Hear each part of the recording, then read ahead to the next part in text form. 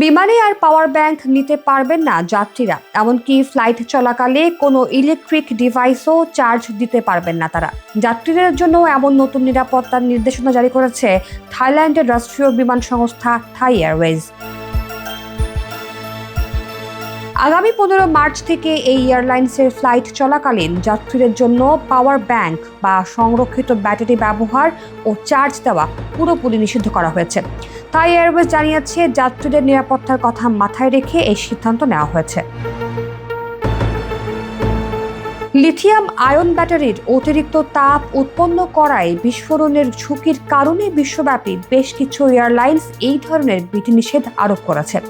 তাই ফ্লাইট চলাকালীন power bank charge দেওয়া বা ব্যবহার করা যাবে না। যাত্রীদের এই নির্দেশনা মেনে চলার জন্য বলা হয়েছে, অন্যথায় নিরাপত্তাজনিত কারণে ব্যবস্থা নেওয়া হতে পারে। লিথিয়াম আয়ন ব্যাটারি সাধারণভাবে প্রচুর শক্তি সংরক্ষণ করে, তাই বিমান ভ্রমণে বিকল্প চার্জার হিসেবে যাত্রীদের পছন্দের শীর্ষে আছে এসব পাওয়ার ব্যাংক। মাঝ আকাশে মোবাইল, ল্যাপটপ কিংবা হেডফোন চার্জ দিতে প্রায়ই এই পাওয়ার ব্যাংক ব্যবহার করতে দেখা যায়।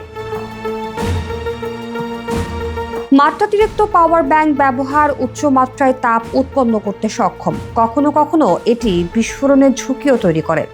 সাম্প্রতিক সময়ে বিভিন্ন এয়ারলাইন্সে পাওয়ার ব্যাংকের কারণে আগুন লাগার ঘটনা ঘটেছে।